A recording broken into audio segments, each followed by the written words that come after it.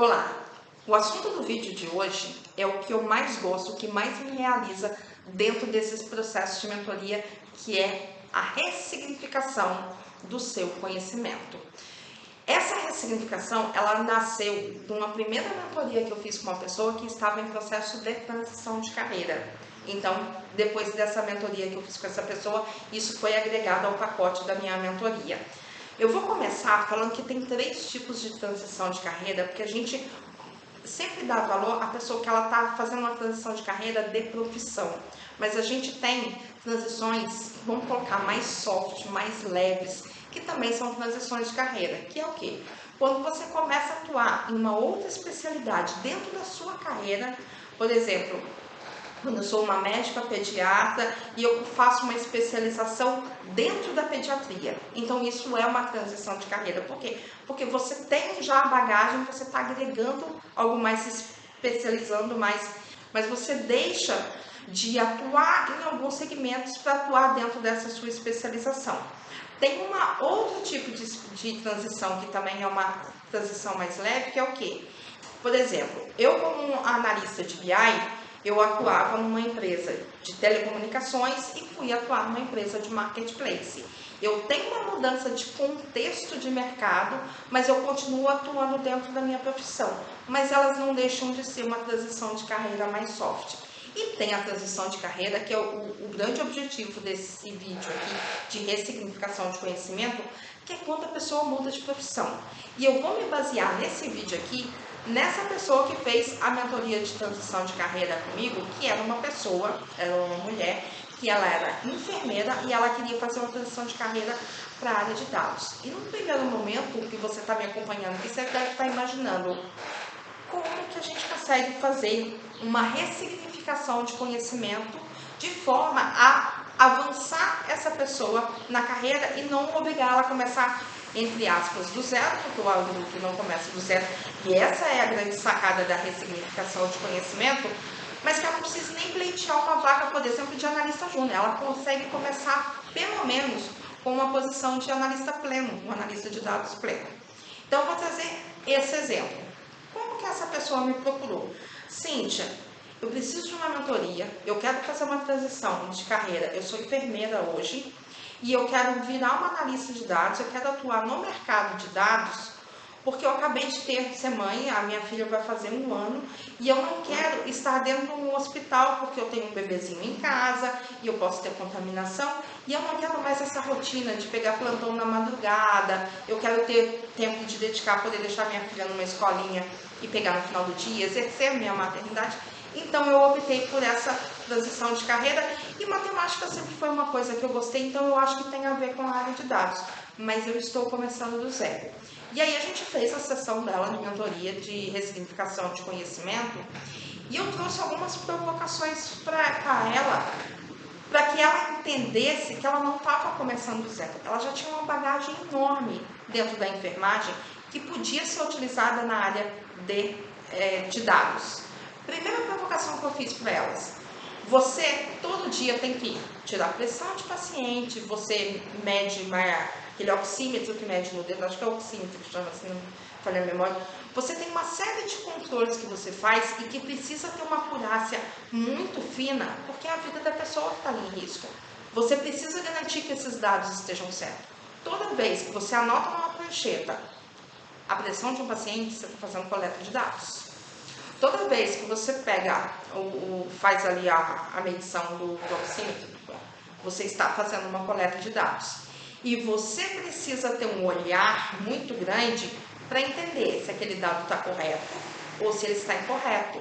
Ou se aquele dado que você coletou, ele está correto, mas ele é o que a gente chama dentro do universo de dados de outlier, que é o fora da série. Por quê? Porque eu tenho uma média. A pressão da pessoa para estar normal está entre 12/8 e 14/9, não sei se é esse valor.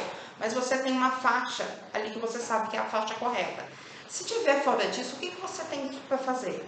Então, tudo isso aí é o seu repertório de dados. Então, você pode começar com esse olhar que você tem, trazido da enfermagem, de todos os anos que você tem de profissão, de como que identifica um outlier, como que você identifica se o dado está correto, se não está, se ele foi coletado ou se ele não foi, dependendo da doença que o paciente tem, que ele está internado, qual dado que deveria ser coletado e que não deveria. Então, um segmento que você pode atuar e que você tem muita bagagem para agregar é a parte de qualidade de dados.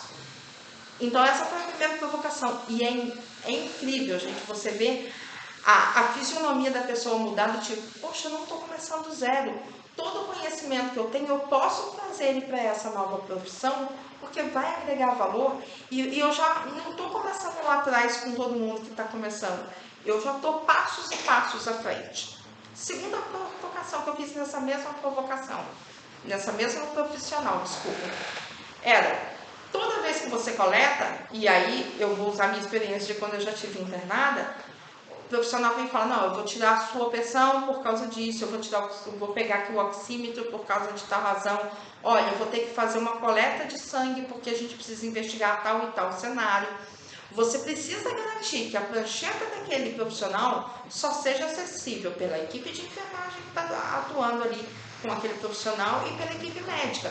Você não pode, um outro paciente, alguma outra pessoa, chegar e falar como é que está o paciente tal. Tem que falar com as pessoas responsáveis. Tudo isso já te traz insights para que você trabalhe com proteção de dados. Você não pode passar dados pessoais, dados sensíveis das pessoas para qualquer pessoa. Você precisa falar para o seu paciente, que é o dono do dado, o que você está coletando, por que você está coletando e o que vai ser feito com aquele dado. Então você já pode atuar aí com a questão de proteção de dados, porque muita coisa você já tem ali, toda a mentalidade que você precisa para trabalhar com proteção de dados.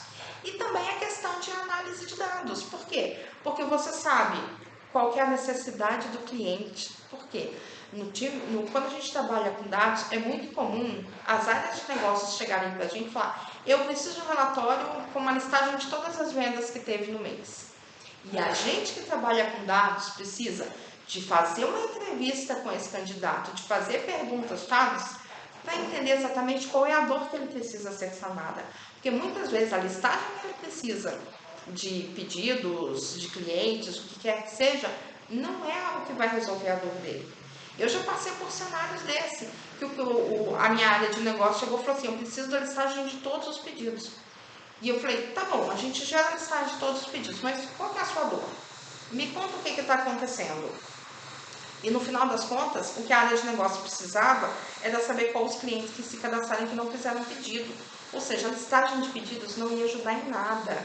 Ou para ajudar, eu teria que listar todos os clientes que fizeram cadastro em uma determinada data, todos os clientes que fizeram para ir jogar em Excel, e o que eu precisava é entregar o dado pronto para ele. Então, assim, a pessoa que é da enfermagem, ela precisa ter esse ouvido já atento e entender que ela precisa mapear qual é a causa raiz, qual é o problema que precisa ser resolvido. Porque às vezes a pessoa chega e fala, eu estou com muita dor de cabeça.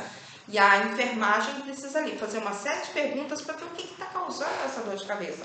Às vezes o relato do paciente com um determinado tipo de dor, ele dá um insight para uma doença para algo mais grave. E aí, toda essa escuta, essa análise que essa minha mentorada trouxe da enfermagem, ela poderia utilizar para ouvir e para entender o real problema de uma área de negócios. E aí eu fiz com ela essa provocação, ela trouxe uma série de insumos para mim, a gente reescreveu o currículo dela, que ela está falando, profissional, tentando entrar na... Eu já trouxe toda essa ressignificação do conhecimento dela para o currículo dela. E ela conseguiu, como a primeira oportunidade dela na área de dados, uma vaga já como analista de dados pleno. E ela depois compartilhou comigo, Cintia, eu não teria conseguido me vender numa entrevista de trabalho com uma área de dados se eu não tivesse tido toda essa ressignificação do conhecimento. Então, gente, se você está no momento de transição de carreira, ou se você está numa transição mais leve de mudança de setor, de área de atuação, ou de uma migração para uma área de uma especialidade maior, façam essa análise da trajetória profissional de vocês e o que você pode ressignificar para a nova área. Porque isso com certeza vai contar muitos pontos na sua trajetória e vai te fazer ficar alguns passos à frente dos seus concorrentes, tá bom? Eu espero que tenha ajudado. Façam esse exercício que é muito importante para a sua trajetória quando você está especialmente em transição de carreira. tá bom? Qualquer dúvida, deixa um comentário aqui no vídeo que eu vou responder com o maior prazer, tá bom? Até a próxima!